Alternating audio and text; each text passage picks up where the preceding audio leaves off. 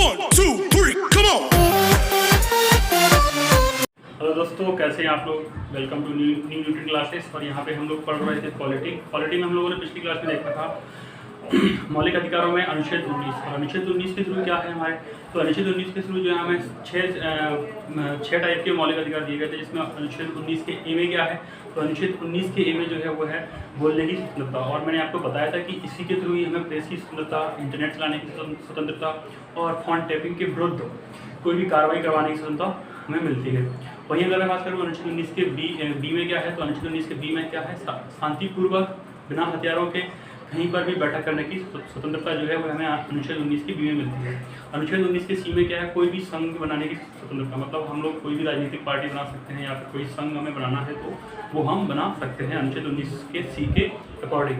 अगर मैं बात करूँ अनुच्छेद 19 के डी में क्या है, तो अनुच्छेद 19 के डी में जो है भारत के किसी भी क्षेत्र में आने जाने की स्वतंत्रता है।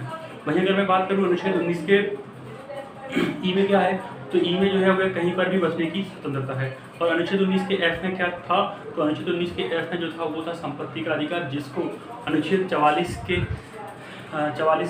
संविधान संशोधन के थ्रू इसको हटा दिया गया था, ठीक है। और वहीं अगर मैं बात करूँ कि अनुच्छेद 19 के एफ में क्या है, तो एफ में हो गया संपत्ति का अधिकार। अनुच्छेद 19 के जी में क्या है, अनुच्छेद 19 के जी में जो है वो था हमारा कहीं पर भी स्वतंत्र तरीके से कोई भी व्यापार करने की और स्वतंत्र तरीके से अपनी जीविका चलाने का अधिकार, ठीक है। तो यहाँ पे जो मैंने आपको बताया कि अनुच्छेद 19 का जो एफ था उसको जो है हमारे संपत्ति के अधिकार से हटा दिया गया था। तो उसको हटाने का रीजन क्या था, इसके पीछे जो है एक बहुत बड़ा लॉजिक जुड़ा हुआ है। क्योंकि जब हमारा एक कहानी है, मैं आपको बता देता हूँ थोड़ी सी, कि आपको पता होगा कि हमारे यहाँ पे जो अरविंद घोष जो थे, उन्होंने 1951 में एक आंदोलन चलाया हुआ था, भूदान आंदोलन, जिसमें क्या हुआ था कि एक्चुअल में उस टाइम हुआ क्या था कि इसके पहले हमारे ब्रिटिश सरकार थी, तो ब्रिटिश सरकार के ने जो हमारी जो स्थायी बंदोबस्त व्यवस्था थी उसके कारण उसके साथ क्या हो गया था, हमारी ब्रिटिश सरकार ने जो भी किसानों की भूमि थी वो जमींदारों को दे दी गई थी, ठीक है। तो जो जमींदार जो थे उनके पास हज़ारों एकड़ ज़मीन थी किसी के पास। और जैसे ही हमारा संविधान बना तो उसमें क्या किया गया कि संपत्ति के अधिकार को मौलिक अधिकार बना दिया गया। इसका मतलब क्या होगा मौलिक अधिकार, कि उसके पास जो भी संपत्ति है या फिर जो भी जमीन जायदाद है वो उसकी खुद की है और उसका संरक्षण वो कर सकता है, उसमें कोई हस्तक्षेप नहीं कर सकता, ठीक है। इससे क्या हुआ, इससे ये हुआ था कि जो किसान जो थे उनके पास ज़मीन नहीं थी, उनको वो अपनी जीविका कैसे चलाएंगे। तो इसी से रिलेटेड जो है 1951 में है जो है अरविंद घोष जी ने जो है एक आंदोलन चलाया था, जिसे बोलते हैं भूदान आंदोलन। और इसमें उन्होंने तो इस जो भूदान आंदोलन जो था इसका किसी भी संविधान या फिर किसी कानून से कोई संबंध नहीं था। लेकिन ये जो आंदोलन जो था, इस आंदोलन में उन्होंने लोगों को बोला या फिर जमींदारों को बोला कि आप लोगों को जमीन दीजिए या फिर जमीन को आप दान कर दीजिए, और कितना हिस्सा दान करिए, 1/6 हिस्सा दान करिए। तो इसी चीज़ को लेके बाद में जो संविधान संशोधन किया गया था 44वें संविधान संशोधन में 1978 में, और इसी को बाद में फिर संपत्ति के अधिकार को मौलिक अधिकार से हटा दिया गया था। तो आज हम लोग क्या देखने वाले हैं, तो आज हम लोग देखने वाले हैं अनुच्छेद 20। अनुच्छेद 20 में क्या था, अनुच्छेद 20 में क्या है, तो अनुच्छेद 20 में जो है वो है दोष सिद्धि संबंधी संरक्षण के कानून। मतलब क्या है, आप अगर कोई अपराध करता है तो उस अपराध के लिए उसको कैसे सजा दी जाएगी, उसको कैसे सजा दी जाएगी और उसके लिए क्या क्या प्रोसेस होती है पूरी सजा देने की, वो सारी चीज़ें इसमें अनुच्छेद 20 में है। तो इसमें क्या क्या लिखा हुआ है, इसमें लिखा हुआ है कि कोई भी व्यक्ति अगर जब तक कोई कानून नहीं तोड़ता है तब तक उसे अपराधी नहीं माना जाएगा, ठीक है। अनुच्छेद के 20 में क्या लिखा हुआ है, जब तक कोई व्यक्ति कोई कानून नहीं तोड़ता है तब तक उसे अपराधी नहीं माना जाएगा। इसी के साथ ही इसमें ये लिखा हुआ है कि उसको कोई भी अपराध अगर वो करता है तो उसको उस अपराध के लिए एक ही बार सजा दी जाएगी, ना कि 2 बार या फिर मल्टीपल टाइम्स, ठीक है। वहीं अगर अब इसमें एक चीज़ और लिखी हुई है कि किसी भी व्यक्ति को जो है गवाही देने के लिए ज़बरदस्ती नहीं की जाएगी। तो हम लोग देख लेते हैं अनुच्छेद के 19 के 20 में क्या है। तो अनुच्छेद 20 में क्या है, अनुच्छेद 20 में जो अपराधों के लिए दोष सिद्धि संबंध में संरक्षण, ठीक है। तो इसमें क्या लिखा हो, किसी भी व्यक्ति को अपराधी तब तक नहीं बोला जाएगा जब तक कोई कानून जो है नहीं तोड़ता है। आपको क्या लगता है कि अनुच्छेद 20 में क्या है, दोष सिद्धि संबंधी कानून है। इसमें किसी भी व्यक्ति को अपराधी तब तक नहीं माना जाएगा जब तक कि वह कोई कानून नहीं तोड़ता है। वहीं अगर मैं बात करूँ, इसमें एक अपराध के लिए एक ही बार सजा दी जाएगी। अगर कोई अपराध करता है और एक ही बार सजा दी जाएगी, जबरदस्ती गवाही देने के लिए परेशान नहीं किया जाएगा। जबरदस्ती गवाही देने के लिए अगर कोई विटनेस है, अगर उसको गवाही देना है तो वो अपनी शिक्षा से आगे आएगा, उसको जबरदस्ती परेशान नहीं किया जाएगा। आपको याद रखना है ये अनुच्छेद 19 के बीच में लिखा है। इसी के साथ ही आपको एक चीज़ और याद रखनी है इसमें कि कानून जैसे कोई भी अपराध जो होता है उसको सज़ा जो है जिस समय वो अपराध करता है उसी समय के हिसाब से दी जाएगी। फॉर एग्जांपल अगर कोई केस चलता है वो अभी रजिस्टर हुआ है और 2022 से वो कानून चेंज हो गया उस हिसाब से, तो उसको जो सज़ा जो दी जाएगी अपराधी को वो जो प्रेजेंट टाइम में जो कानून होगा उसके हिसाब से दी जाएगी, ना कि जो कानून बाद में चेंज हो चुका है उसके हिसाब से दी जाएगी। वहीं अगर हम लोग देखते हैं अनुच्छेद 21 में क्या है, अनुच्छेद 21 में जो प्राण एवं दैहिक स्वतंत्रता का संरक्षण, इसका क्या मतलब होता है? प्राण एवं दैहिक स्वतंत्रता का संरक्षण, इसका मतलब क्या है? इसका मतलब ये है कि हर व्यक्ति को जो है एक स्वच्छ एनवायरनमेंट में, या फिर मैं बोलूँ वो अगर उसको किसी भी चीज़ में तकलीफ होती है तो उसके खिलाफ कार्रवाई करवा सकता है। मतलब उसको स्वतंत्र तरीके से जीने की स्वतंत्रता है। अगर वो कहीं रहता है, फॉर एग्जांपल जैसे कि कहीं पे कोई फैक्ट्री है, उसके आसपास के जो लोग रहते हैं, या फिर उस जो फैक्ट्री से जो पॉल्यूशन जो हो रहा है, उस पॉल्यूशन के कारण जो वहाँ के लोग हैं उनको तकलीफ हो रही है, ठीक है, तो वो लोग उनके लिए जो हो रहा है तो वो लोग केस कर सकते हैं उस फैक्ट्री के मालिक के खिलाफ, और वो केस जो होगा वो होगा हमारे अनुच्छेद 21 के तहत। क्यों? क्योंकि उनको वहाँ पर रहने में प्रॉब्लम हो रही है, उससे जो पॉल्यूशन हो रहा है उसके। तो आपको याद रखना है कि एक स्वच्छ एनवायरनमेंट में रहने की आज़ादी दी गई है, और अपने तरीके से जैसे रहना है उसको वैसे रहने की आज़ादी है अनुच्छेद 21 के तहत। प्राण एवं दैहिक स्वतंत्रता का संरक्षण अनुच्छेद 21 के तहत। इसी के तहत आगे जो है एक हरित न्यायालय बनाया गया था, जिसको हम लोग अभी आगे देखते हैं। और इसमें क्या लिखा हुआ है? इसमें किसी भी व्यक्ति को विधि द्वारा स्थापित प्रक्रिया, जो हमारे संविधान में विधि लिखी है, उसकी प्रक्रिया के अतिरिक्त उसके जीवन और व्यक्तित्व स्वतंत्रता के अधिकार से संबंधित से वंचित नहीं किया जाएगा। मतलब उसको जिस तरीके से रहना है उसको उस तरीके से रहने दिया जाएगा। लेकिन हाँ, हालांकि इसमें याद रखना है कि अगर उसके रहने से, अगर उसके किसी काम से, किसी चीज़ को, किसी अन्य को अगर प्रॉब्लम होती है, किसी अन्य का मौलिक अधिकार का हनन,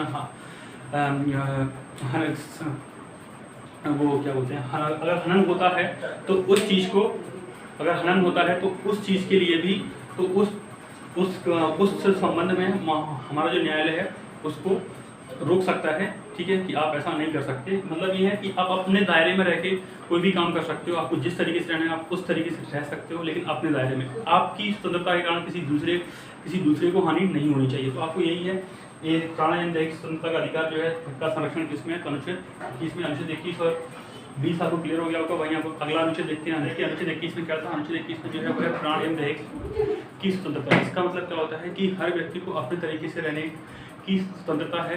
अगर वो जहाँ रह रहा है, अगर वहाँ उसे कोई प्रॉब्लम होती है तो वो उसके खिलाफ केस कर सकता है। फॉर एग्जांपल जैसे मैंने आपको बताया हुआ था कि अगर कोई फैक्ट्री है और वहाँ आसपास कोई कॉलोनी है, उस कॉलोनी में उस फैक्ट्री की वजह से अगर पॉल्यूशन अगर हो रहा है तो वो अनुच्छेद 21 के तहत केस कर सकते हैं और वहाँ से उस फैक्ट्री को हटवा सकते हैं, या फिर उस फैक्ट्री पे कुछ कंट्रोल करवा सकते हैं। तो इसी के तहत कुछ केस हैं जो बहुत इंपॉर्टेंट है, एग्जाम में पूछे जाते हैं कि एमसी मेहता केस जो है, एमसी मेहता केस जब किससे संबंधित है, तो आपको याद रखना है कि एमसी मेहता केस जो है वो अनुच्छेद 21 से संबंधित है।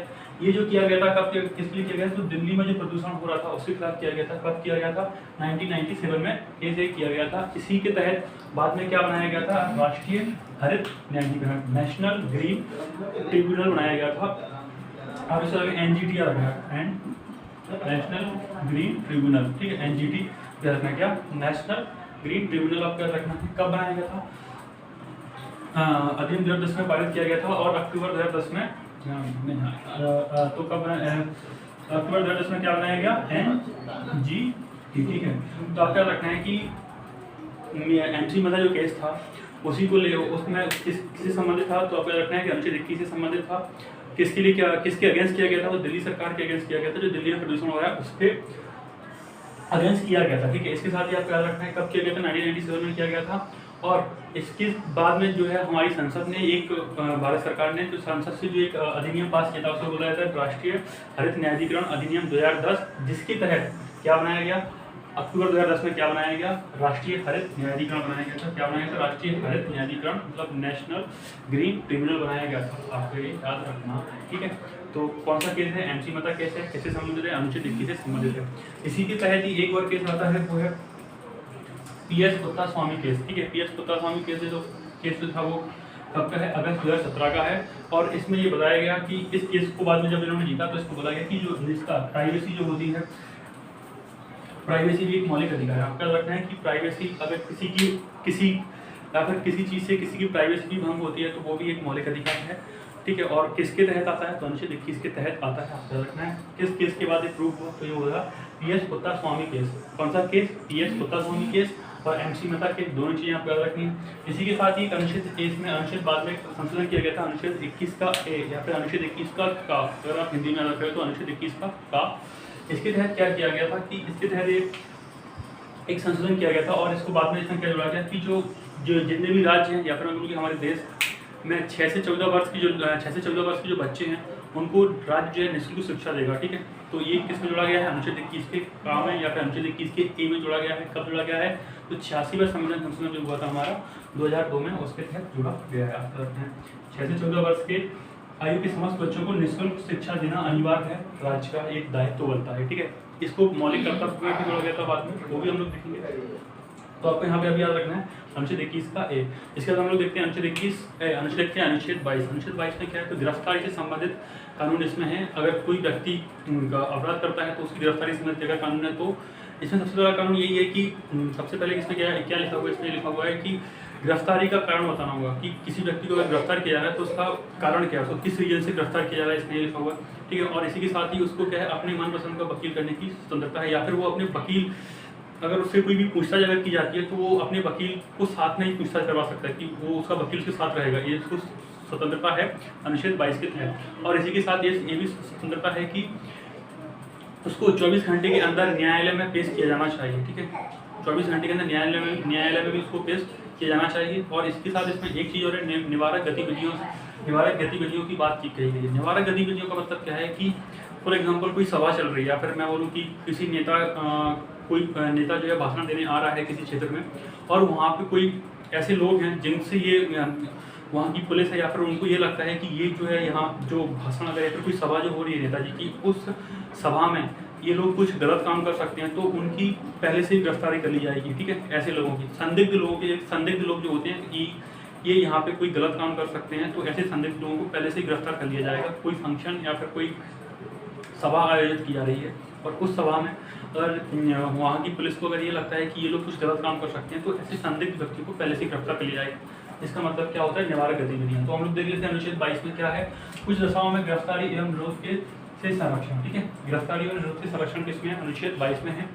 कि गिरफ्तारी का कारण बताना होगा, मैंने बताया कि गिरफ्तारी का कारण बताना होगा और अपने मन के वकील करने की स्वतंत्रता है। अपने मन का वकील वो कर सकता है व्यक्ति, ठीक है। मन का वकील, अपने मनपसंद वकील करने की उसकी स्वतंत्रता उसको है, ठीक है। और ये अगर कोई गिरफ्तार करता है तो ये पुलिस को पूछती है उससे कि आपको आपका वकील करना है, ठीक है। आप अपने वकील को बुला लीजिए, ये भी पूछती है, ठीक है। तो आपको याद रखना है गिरफ्तारी के कारण एवं अपने मन का वकील करने की स्वतंत्रता है। गिरफ्तारी के 24 घंटे के अंदर ही न्यायालय में लाना होगा। गिरफ्तार किया है तो उसके 24 घंटे के अंदर ही उसको न्यायालय में पेश करना होगा कि इसका अपराध क्या है, उस अपराध को लेकर कार्रवाई की जाएगी, ठीक है। वहीं अगर मैं बात करूँ निवारक गतिविधियों को मैंने आपको बता दिया है कि बात की है। इसका निवारक गतिविधियों का मतलब क्या होता है, निवारक गतिविधियों का मतलब यही होता है कि ऐसे संदिग्ध व्यक्ति जो किसी फंक्शन या फिर कोई सभा में कुछ गलत काम कर सकते हैं, कोई फंक्शन का आयोजन हो रहा है, उस सभा में गलत काम कर सकते हैं, उस फंक्शन या फिर उस सभा में कुछ गलत काम कर सकते हैं, तो ऐसे व्यक्ति को पहले ही गिरफ्तार पुलिस कर लेती है संदिग्ध के तौर पर, ठीक है। क्लियर हो गया। तो ये सब जो है अनुच्छेद 22 में है। तो अगला मौलिक अधिकार हम लोग अगली क्लास में देखेंगे। आज के लिए इतना ही, थैंक यू।